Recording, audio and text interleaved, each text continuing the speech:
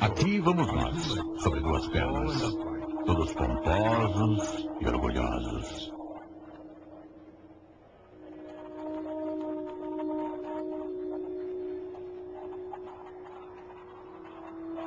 Será que simplesmente subimos do escuro do passado e atingimos a brilhante conscientização da luz do dia? Será que essas foram as nossas mães que nos deram a vida que tanto desfrutamos?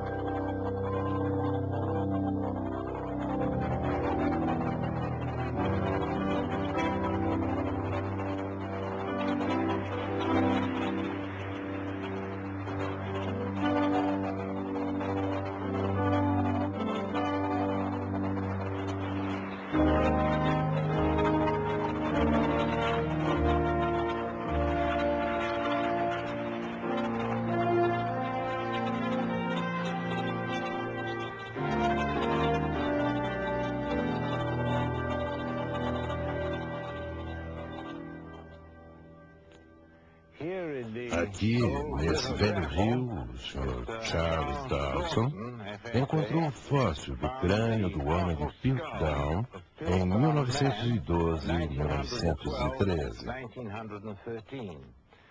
Ora, o homem sempre se interessou em saber de onde veio.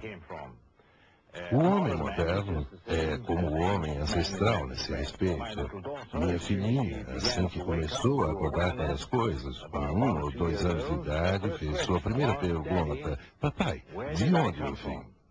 Como você responderia a uma dessas? Ora, os materialistas e os biólogos dizem que o homem se desenvolveu por evolução dos animais. E seus esforços agora são para encontrar esses elos perdidos entre os animais e o homem. Hoje já não se fala tanto em elos perdidos, fala-se a respeito de ancestrais comuns. Há necessidade de encontrar evidências, é claro, para a prova e a fortificação da teoria da evolução. Enquanto nenhuma evidência foi encontrada, alguns cientistas, por humor, quem sabe, deram um jeitinho e inventaram as evidências. E aqui vemos como eles inventaram a evidência do estágio intermediário entre o homem e os macacos no crânio de Piltdown. O crânio de Piltdown é de um homem e a mandíbula foi preparada como a de um macaco. Então, ela serviu por 35 anos como o tal estágio intermediário, até que foi descoberto pelo pessoal que trabalha no Museu Britânico que o que havia era uma mandíbula de macaco acoplada a um crânio humano, e que foi uma brincadeira proposital deliberada.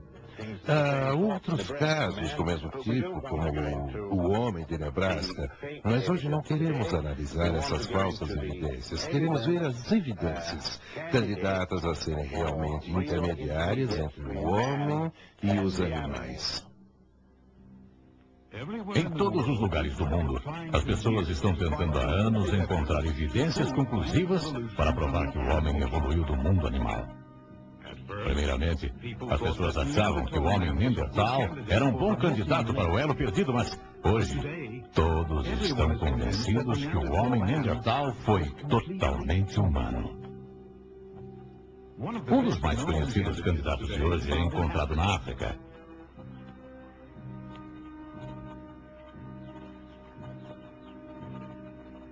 O ano é 1959. O lugar é a Garganta de Olduvai, na Tanzânia. Num tremendo calor, Lewis e Mary Leakey finalmente acham o que estão procurando. Por 28 anos, eles escavaram fósseis nessa região e então encontraram os restos mortais do que chamaram de Australopithecus.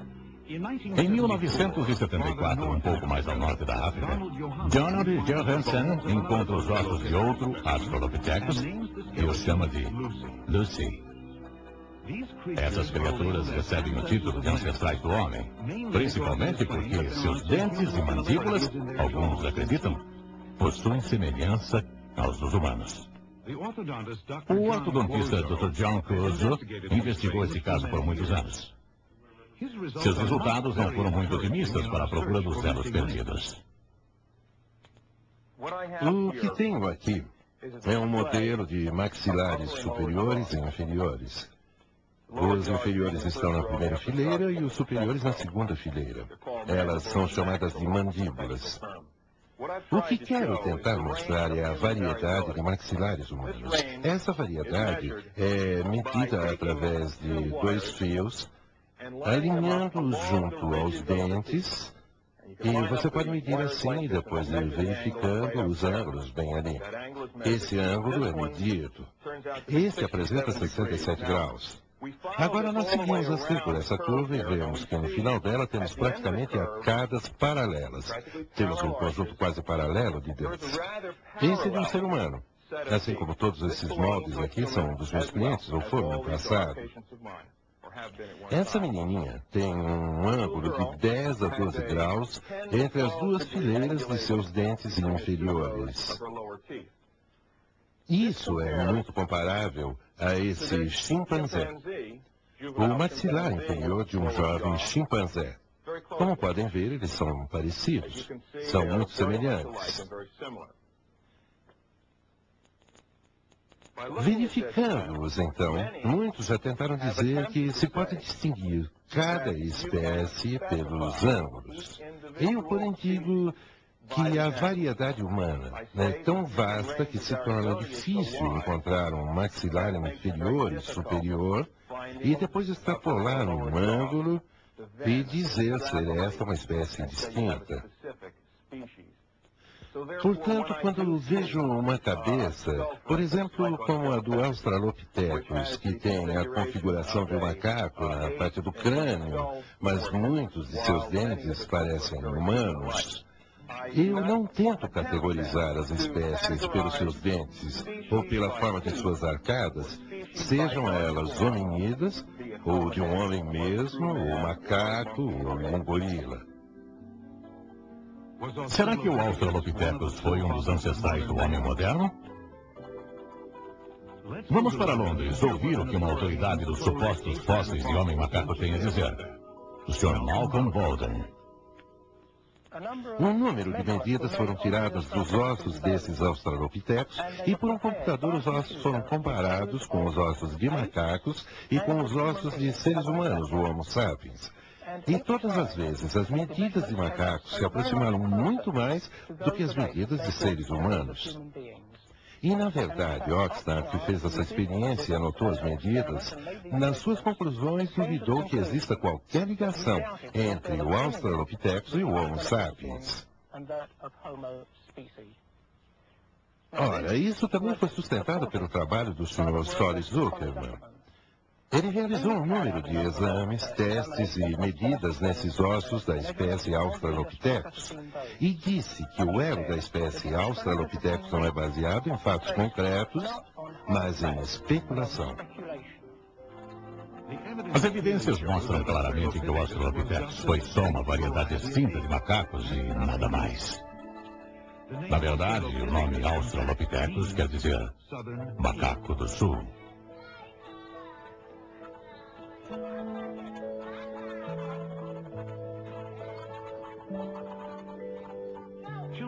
As crianças brincam. A argila toma formas fantásticas. Com canetas e giz de cera, elas desenham e coloram coisas lindas. E ao se tornarem adultos, elas continuam ainda a desenhar e negociar contratos e projetos de casas lindas. Elas criam e constroem imensas cidades, nas quais vivem com milhares e milhares de vizinhos.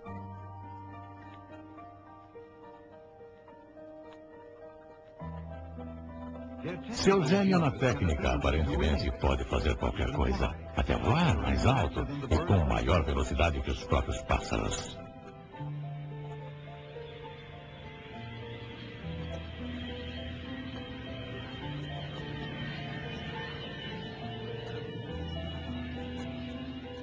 Homo sapiens, homem moderno. De onde será que ele veio? Além das descobertas do Australopithecus na África, na Tanzânia pelos Lakes e na Etiópia pelo Johannesson, existem outros restos de espécies que já acreditaram ser um estágio intermediário entre o homem e o macaco, o Homo erectus. Alguns fósseis descobertos perto de Pequim entre 1920 e 1940 foram classificados como Pithecanthropo pequineses, mas depois foi dado o nome de Homo erectus. O que encontraram foi 14 cabeças, especialmente fragmentos de cabeças. Só 5 estavam em pedaços suficientes para serem reconstruídas, para se descobrir a capacidade de seus cérebros. Essa foto mostra uma das cabeças mais completas. Essa é a de número 11, e aqui você pode ver a massa que foi usada entre os pedaços. Essa cabeça foi adicionada aqui com ossos do rosto a alguns centímetros de distância. A cabeça foi totalmente reconstruída e essa mandíbula veio de escavações a uns 25 metros de distância. Nessa cabeça básica foi modelada a face de uma mulher e a chamaram de Nellie.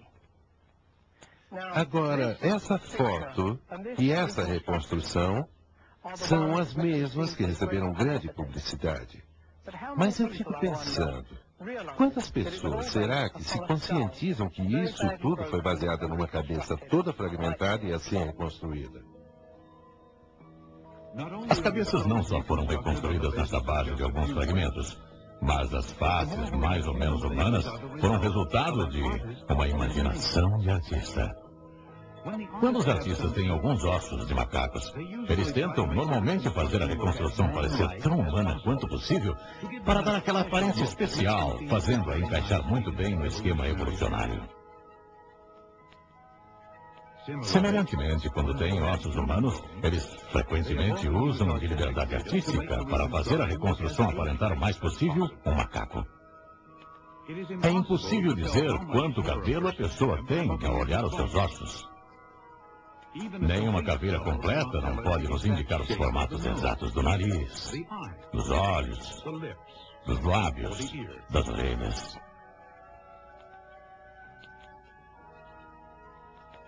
Além dos fragmentos dos aparentes macacos encontrados perto de Pequim, na China, pesquisadores também encontraram restos do homem moderno e de fogo. O que isso significa sobre o homem de Pequim? O fogo, o quartzo e os ossos todos indicam que seres humanos habitavam aquele local de Pequim. E quando esses homens saíam para caçar na mata para encontrar carne, matavam antílope e rena e o que mais houvesse traziam isso de volta à caverna pela carne. Cortavam a carne e jogavam o resto no fogo. E se pegassem um macaco? A carne do macaco é carne dura para comer. Então eles tiravam fora a cabeça, amassavam o crânio para pegar os miolos, que eram considerados como uma guloseima, e jogavam os fragmentos do crânio no fogo, misturados com os outros ossos de animais, que é onde foram achados. E quem sabe, umas centenas de anos mais tarde, os peritos apareceram e acharam esses ossos de símios e ajuntaram-nos numa reconstituição e afirmaram que tinham encontrado outro elo perdido. O homem de Pequim. Que pena. As feições lindas são apenas as de um símio extinto. Vamos examinar umas outras tentativas de encontrar ligações entre o homem e o macaco. Os cientistas em Oklahoma observaram o Osho, um chimpanzé, pelos meios modernos de televisão durante mais de 10 anos. Parecia ser possível ensinar ao Osho a linguagem da mímica. Usando suas mãos ou sua cabeça, ela pode dizer aos seus observadores que ela quer um morango ou uma maçã, que ela tem sede e muitas outras coisas. Como resultado, algumas pessoas tiraram a conclusão de ser essa uma indicação de que os símios têm capacidade de fala e que só lhes faltam os músculos da garganta. Ora, é fato conhecido que se pode ensinar a animais um certo modelo de comportamento. Veja esse cão pastor, por exemplo. Ouvindo os assovios de seu dono, ele dirige o rebanho para onde o pastor quer.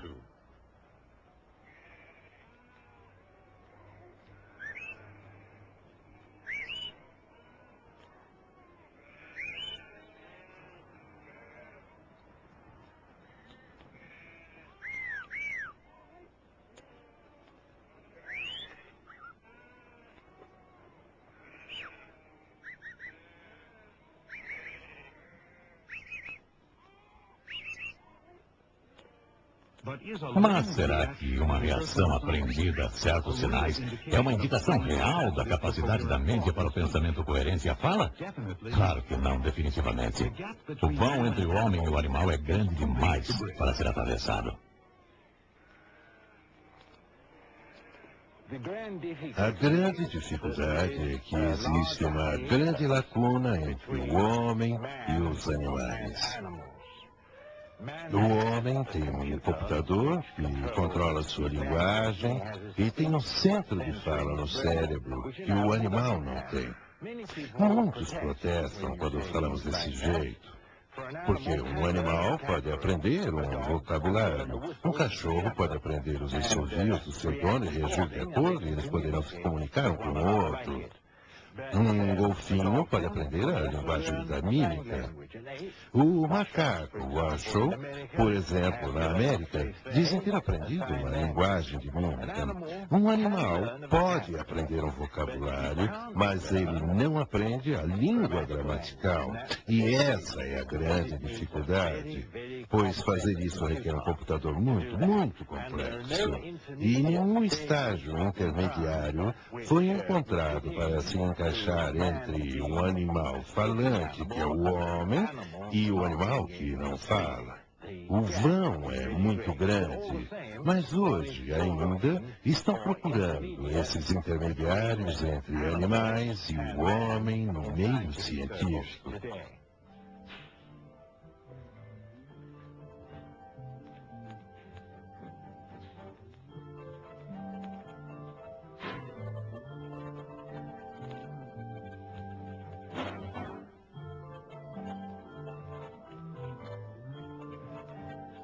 Nos porões do Museu de História Natural em Leiden, na Groenlândia, um tesouro está guardado num cofre.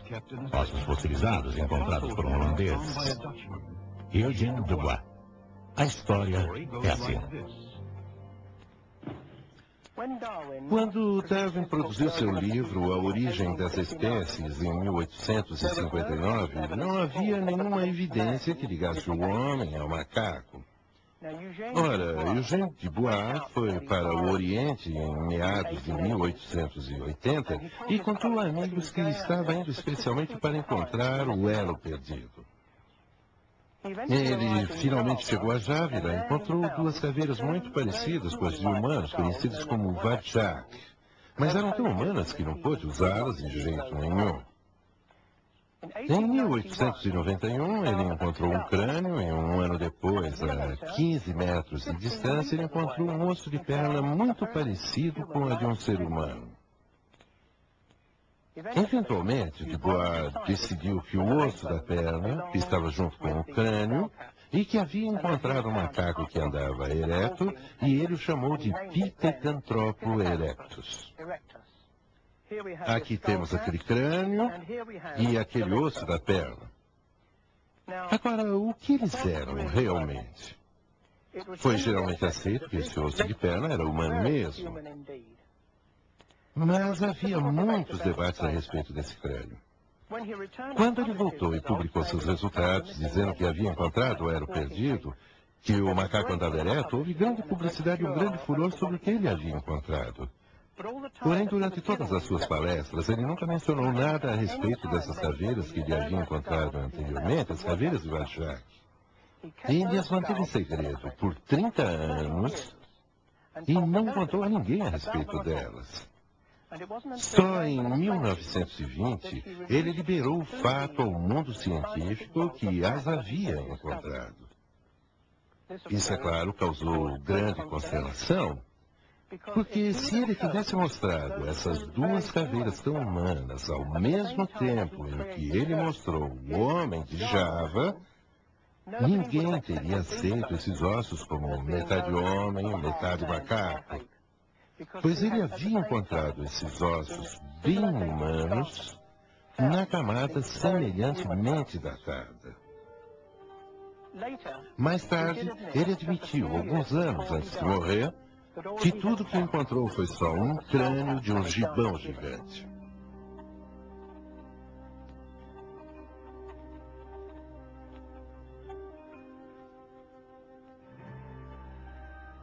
Alguns fragmentos de um extinto gibão gigante em Java, restos de um macaco do sul, Australopithecus, encontrado na África, como as descobertas dos Lakes e de Johansson, que chamou o seu etíope Australopithecus de Lucy. Todos numa mesa, essas e outras descobertas desse tipo são os resultados principais da procura dos elos perdidos do homem.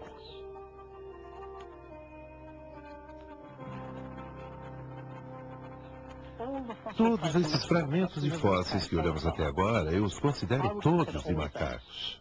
E isso inclui a espécie de Australopithecus, o homem de Pequim, o homem de Java, que agora é classificado como Homo erectus, e as descobertas de Johansson, na Etiópia.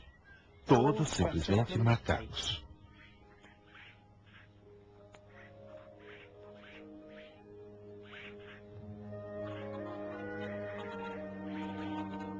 Mas será que já se encontrou alguma evidência indicando que os seres humanos e esses macacos extintos viveram no mesmo tempo? O professor Wilbert Rush estudou essa questão por muito tempo.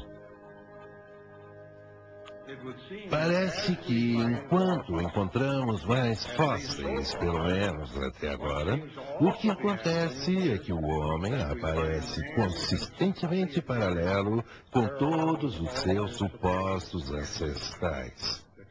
E o conceito do homem se ter desenvolvido dessas formas subhumanas é simplesmente muito incerta e não pode ser alimentada.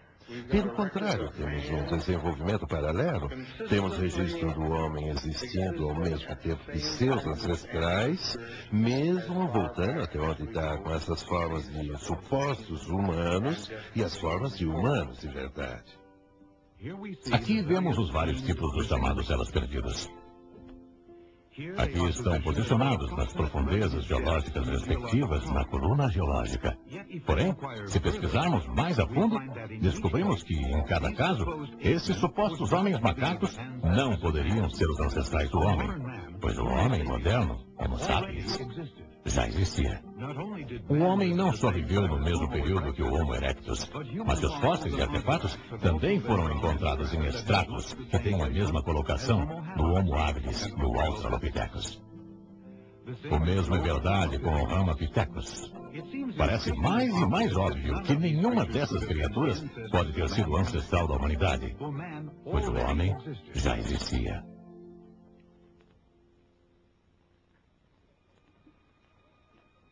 Nossas crianças são frequentemente ensinadas que existem evidências abundantes que o homem evoluiu de ancestrais como macacos. A elas são mostradas figuras imaginativas que dizem descrever exatamente como se pareciam os supostos ancestrais. Mas onde estão os fatos? Será que o homem evoluiu? Se assim fez, não parece ter deixado evidência alguma em registros fósseis. O elo perdido entre o homem e os macacos, como o suposto elo entre todos os animais e grupos de plantas, ainda estão faltando. O que podemos dizer pelas evidências até agora é que o homem sempre foi homem e os macacos sempre foram macacos. Os antropólogos, falhando ao não encontrar fatos em fósseis para sustentar a transição homem-macaco, voltaram-se para um novo campo de pesquisa chamado de taxonomia molecular. Esses pesquisadores descobriram que as faixas nos cromossomos de algumas das proteínas do sangue do chimpanzé e do ser humano são bem semelhantes. Será que esse fato sugere um ancestral comum? Não necessariamente, pois há mais de uma maneira lógica para interpretar essas similaridades. Certamente seria lógico o criador usar projetos semelhantes para as estruturas que serviriam propósitos semelhantes. Além do mais, o número de cromossomos que deveria ser ligado à evolução não mostra qualquer sinal de evolução. O número de cromossomos não tem nenhuma relação com um tipo qualquer de ordem em crescente evolução.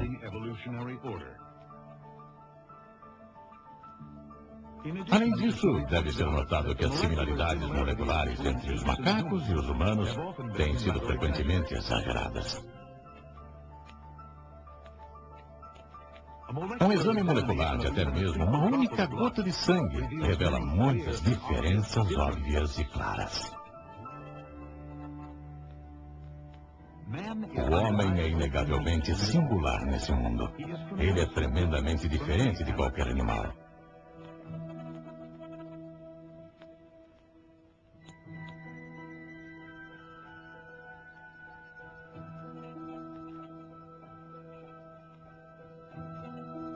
O Homo sapiens, homem moderno, criado como um ser perfeito, lentamente está se degradando rumo à escuridão. Mas sua singularidade ainda é clara. É clara especialmente no seu poder de criar.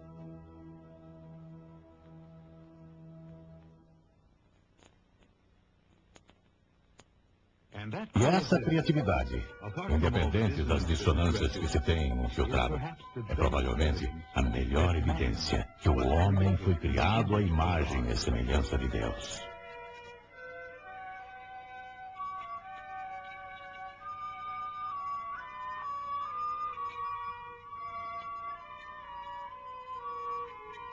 O homem e o macaco certamente aparentam-se em forma, mas não em parentesco.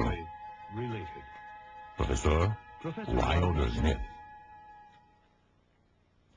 Ora, todas as evidências que temos no momento nos apontam ao fato de que ou temos macacos extintos e existentes, ou temos homens extintos e existentes. Temos macacos inteligentes e temos macacos menos inteligentes, e o mesmo pode ser dito do homem. Mas os dois jamais se encontrarão. Eles são macacos e permanecem macacos, e o homem permanece homem. Ora, se formos ao jardim zoológico e ficarmos em frente à gaiola dos chimpanzés, encontraremos pessoas lá rindo deles porque veem as semelhanças. Ali existem homologias. Mas não sejamos enganados por homologias, pois semelhanças podem aparecer facilmente pelo fato de que existe o Criador em comum que criou tudo. E eu, pessoalmente, acredito que os genes, que são os desenhos e projetos que fizeram as formas variadas e as espécies, só podem surgir de um Criador que criou-as todas. É por isso que existem as semelhanças e homologias que, na verdade, encontramos na biologia de hoje.